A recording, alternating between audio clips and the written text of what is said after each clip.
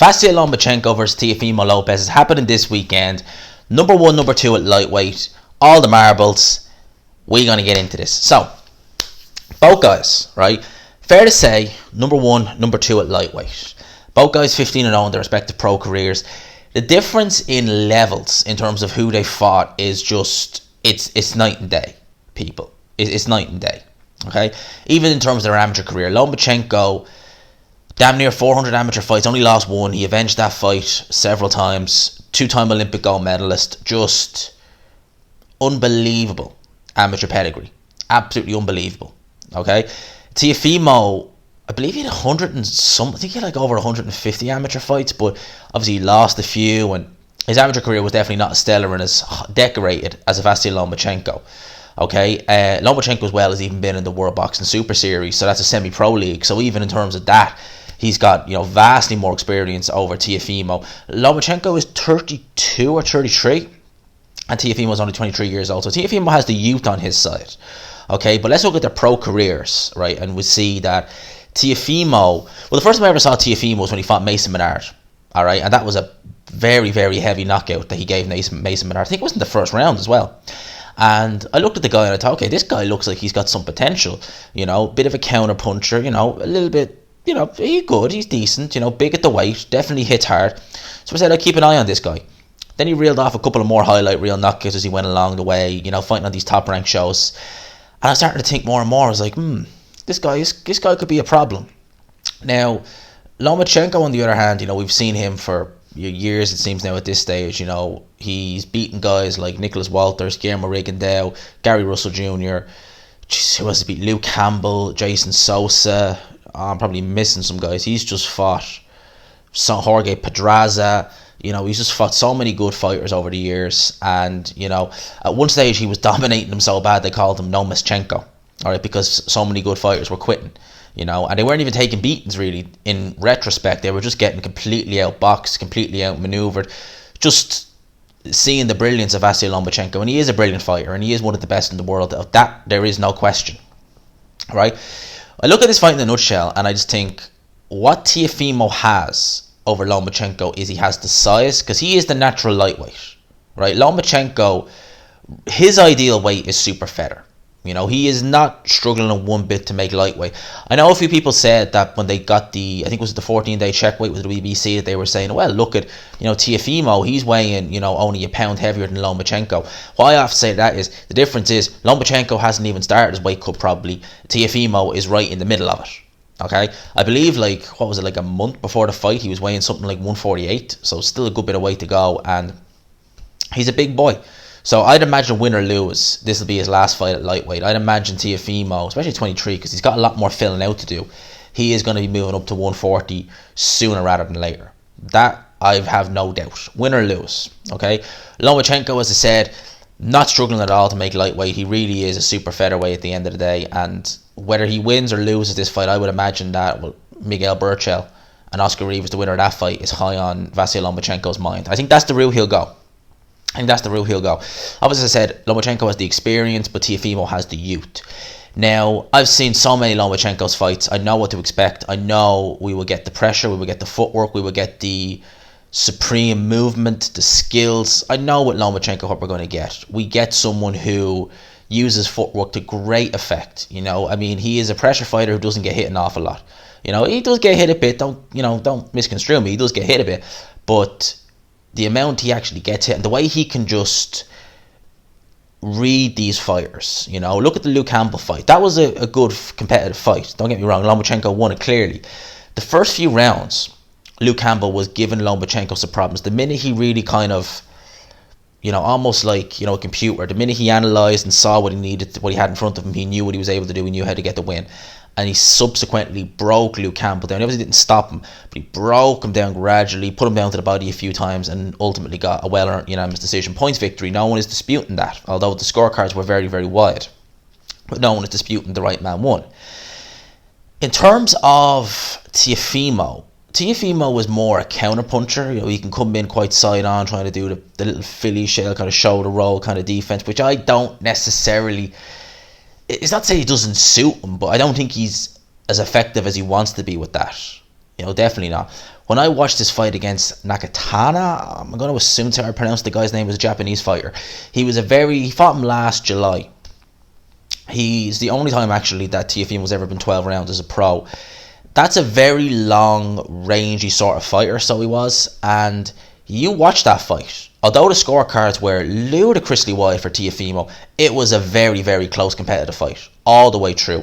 Teofimo was looking to counterpunch, right? And he was looking and looking and looking for that perfect moment to throw that shot. It never really came about. Although he was active enough to pick up rounds. Early on in the fight, he was looking very, very shaky in terms of getting outboxed. He was getting hit, he was getting kept at range. I think that Teofimo is someone who, just based on from what I've seen, doesn't really tend to like it too much to the body. And Lomachenko, I believe, will be going from the opening bell for Teofimo Lopez's body, especially if Teofimo's having a hard weight cut. Especially if he struggled to make the weight. That body will tell. Those body shots from Lomachenko will tell. And people are always saying, well, Lomachenko's not really a puncher. Lomachenko has respectable power. He might not be... He's not going to be the harder puncher in this fight. That which I have no doubt. But that's to say he's not the most accurate. He could be more accurate. And he's not feather fisted. Those shots have an accumulative effect. It's like that with loads of fighters. You get fighters who don't necessarily hit the hardest, but they are so accurate. They are so precise with their power shots. They accumulate knockouts in that sense. They wear you down. And that's what Lomachenko does. He wears you out. He tires you out physically and mentally. From the shots he's hitting you with, and from the movement, and from the skill set, it can be overload for certain fighters. We've seen that. We've seen fighters like Rigondeaux, as skillful as he is, get overwhelmed by Vasyl Lomachenko and eventually decide no mas. Same with Nicholas Walters. Nicholas Walters, who at the time was still a good fighter. He's not fought since then. It's 4 years now. He was overwhelmed. And you can question Nicholas Walters' heart, and fair enough, I give you that. But still, he even managed to get overwhelmed in there against Lomachenko. Not from the shots he was getting hit with, but just by everything. It was a combined effort, right? So Teofimo, if he's going to be trying to counter-punch Lomachenko, I see that going very badly for him. And I see him losing rounds. It's not even that Lomachenko's going to have to work, extra hard or, try and throw 100 punches around to try and win these rounds. No, I think that he'll be just a little bit too wily, a little bit too skillful, that Teofimo might look a bit ordinary, might look a bit basic. That's what I'm thinking from that sense. Now, Lopez definitely the power puncher in there. He's definitely going to be the more physical, more bigger. I think that he's not good on the front foot from what I've seen, but I think he needs to try and use that physical strength, use that punching power, use it to try and rough Lomachenko, make him uncomfy in there, upset his rhythm. Because we know with Teofimo, as I said, he likes to counter punch a bit. If you can upset that, don't fight the fight that Lomachenko was expecting. Try and rough him up. Try and, as I said, use those physical attributes that you have over Lomachenko, your strength, your punching power, use all them over Lomachenko. You'll have some success, as far as I believe. One thing Lopez has going for him that won't hinder him as much as it will Vasyl Lomachenko is inactivity. Lopez fought last December against Comey. And actually, when he knocked Comey out, it was a counter punch. He was able to get that right hand landed in when he countered Richard Comey, and that was all she wrote. Lopez fought last December, okay, and he's younger, right? He's fresher, he's got more energy, everything over Lomachenko in that sense. So he should be fresher, and he should be able to warm into this fight a lot quicker than Lomachenko. Lomachenko's been out of the ring a lot longer, he's been out of the ring over a year. He's had injuries in the past. Lomachenko being just an out and out, a boxer, a pressure fighter, but also a boxer. He might need a little bit longer to warm into this fight. And therefore, it might make him susceptible. I can't get that word out. I can't get it out, but it might make him more open. I'm just going to use that. I know the word. Susceptible. That's it. I got it out in there. Yeah, susceptible to Teofimo's counters. It might make him more susceptible to some of those Teofimo counters early on in the fight if he's not warmed into this fight. In my opinion, right, do I think Teofimo could win this fight? I give him a puncher's chance. Seriously. I don't think he's winning this fight. I think Lomachenko is taking this fight on points, possibly late stoppage with an accumulative effect of body shots. But if Teofimo has any chance of winning this fight, it's going to be in the first 6 rounds, where Lomachenko might be a little bit rusty, might have a little bit of, ring rust there, And that would be his best chance to strike. That would be his best chance to go in there. That would be his best chance to go in and try and land something. And maybe catch Lomachenko a little bit square, a little bit flat-footed, a little bit, stay in the pocket too long. Bit like what Linares did. And maybe have some success then. Other than that, my pick for this fight, if I'm doing it on the boxing league, which I'm going to stick a snippet of in at the end of this video, my pick for this will be Lomachenko 12 round unanimous points decision. Alright? Unanimous points decision over 12 rounds, Vasyl Lomachenko. That is my pick. That is my prediction. What happens after this fight for either man, I imagine one's going to go up in weight and the other's going to go down in weight, and I believe I know which is going to be the case. So realistically, that's what I got to say on this fight. I don't do many predictions, which I should. I really should. I enjoy doing them. Because I always am afraid that I'll overanalyze, because you can't overanalyze certain fights sometimes. But that is my prediction on this fight. I hope you guys enjoyed it. Hope it's given you some clarity in terms of who you're going to predict or who you're going to pick in this fight. Let me know your thoughts down below. I'd like to know what you are all thinking. I hope you all have a great day. It's going out in the morning. Shout out, peeps. Peace. I'll talk to you. Peace again. So just as we finish up, right, I want to make you all aware of our fantasy boxing league that's going on. Me, Mark Unrivaled, D Jefferson, Speaker Mind Sports, Dell, Blue Cop Sports TV, we're all part of this little group.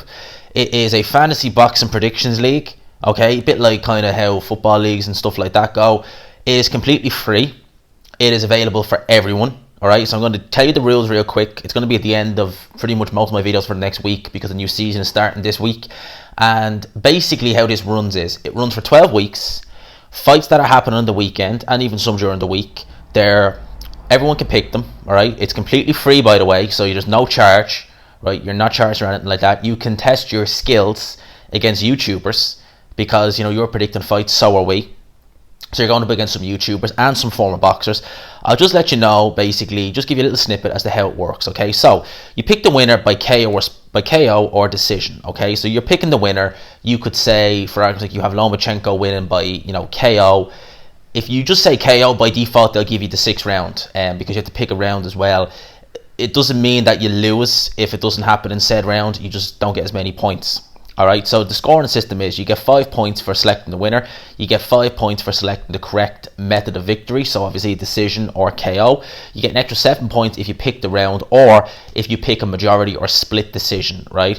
You get 25 points if the fight is a draw, and obviously if the fight for any reason has been void or pulled or cancelled, you get 10 points just as default, okay? So obviously that's how it works. At the end of every week, we always have, a winner every week at the end of every season. Basically, that's how it goes. You win the season. Now, the winner will receive $150 or whatever sterling you use, or whatever currency you use, whether it's cash, dollars, or whatever. If you've got the most KOs, as in most KOs in specifically ground picking, if you know what I mean, or KOs, I think, as well, you get 50 quid, is vice versa for majority, split decisions, and draws. The email address, which is going to be at the bottom, we're actually going to put it up on screen there. I'm not going to say bottom. I'm just going to put it up on screen there real quick.